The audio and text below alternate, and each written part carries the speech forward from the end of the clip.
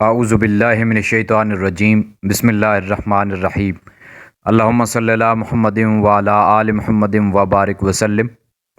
محترم ناظرین، الحمدللہ ہمارا عقیدہ اور ایمان ہے کہ ہمارے پیارے نبی آقا کریم سید الانبیاء صلی اللہ علیہ وآلہ وسلم تمام مخلوقات میں سے افضل اور اعلیٰ ہیں۔ اللہ کریم نے اپنے محبوب صلی اللہ علیہ وآلہ وسلم کو جو شان اور فضیلت عطا فرمائی ہے وہ ہماری سوچ اور پہنچ دونوں سے یقیناً ماوراء ہے۔ ہم تو بقول غالب فقط اتنا ہی کہہ سکتے ہیں کہ لا یمکن ثناء کما کان حقہ بعد از خدا بزرگ توئی قصہ مختصر، یعنی آپ صلی اللہ علیہ وآلہ وسلم کی شان بیان کرنا ممکن ہی نہیں، بس اتنا کہہ سکتے ہیں کہ اللہ کریم کے بعد آپ کی شان ہے۔ ہمارے آقا و سردار رسول کریم صلی اللہ علیہ وآلہ وسلم اللہ جل شانہ کی عطا سے سب جانتے ہیں، تبھی تو فرمایا سلونی اما شئتم، یعنی تم جو چاہو مجھ سے پوچھ لو۔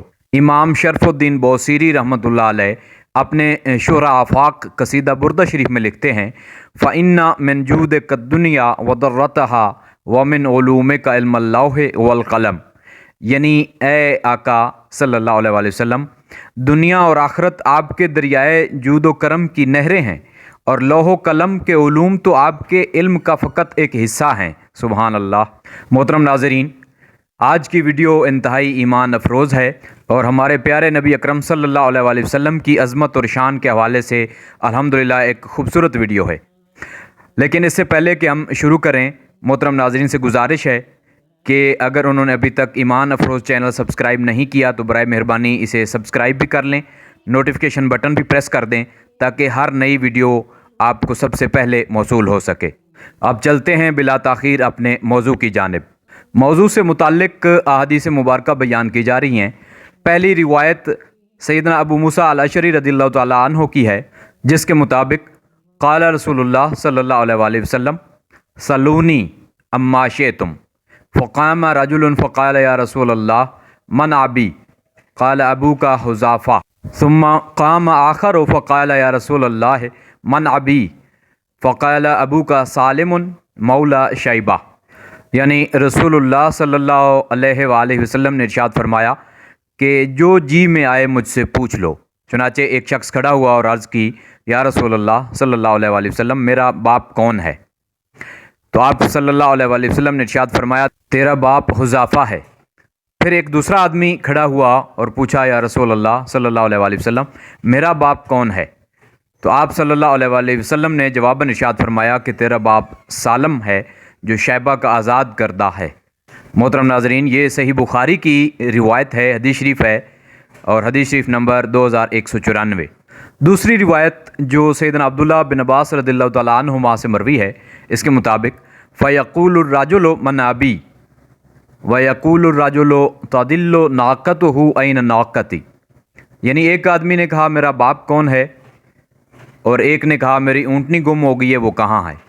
تو رسول کریم صلی اللہ علیہ وآلہ وسلم نے ارشاد فرمایا دوسرے سوال کے جواب میں کہ تیری اونٹنی فلان جنگل میں ہے اور وہاں اس کی مہار پیلو کے درخت کے ساتھ اٹکی ہوئی ہے، جاؤ اسے پکڑ لو۔ اسی طرح ایک اور روایت کے مطابق ایک شخص نے پوچھا کہ مرنے کے بعد میرا ٹھکانہ جنت میں ہوگا یا دوزخ میں؟ تو رسول کریم صلی اللہ علیہ وآلہ وسلم نے جواباً ارشاد فرمایا دوزخ میں۔ یہ بھی صحیح بخاری کی روایت ہے اور حدیث شریف نمبر 1804۔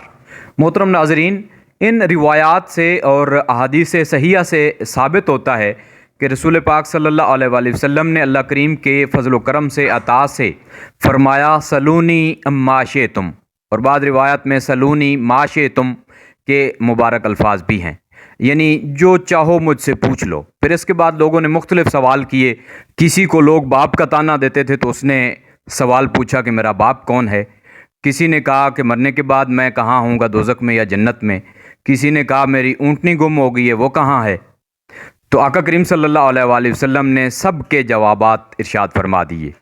محترم ناظرین، اس کے بعد اللہ کریم نے آیت مبارکہ بھی نازل فرمائی لا تسألوا عن اشیاء ان تبد لکم تسؤکم، کہ تم ایسے سوالات نہ کیا کرو کہ اگر ان کے جواب تمہیں بتا دیے جائیں تو تمہیں برا لگے۔ اللہ کریم ہمیں اپنے محبوب صلی اللہ علیہ وسلم کی بارگاہ اقدس کا ادب اور احترام اور عشق اور محبت نصیب فرمائے۔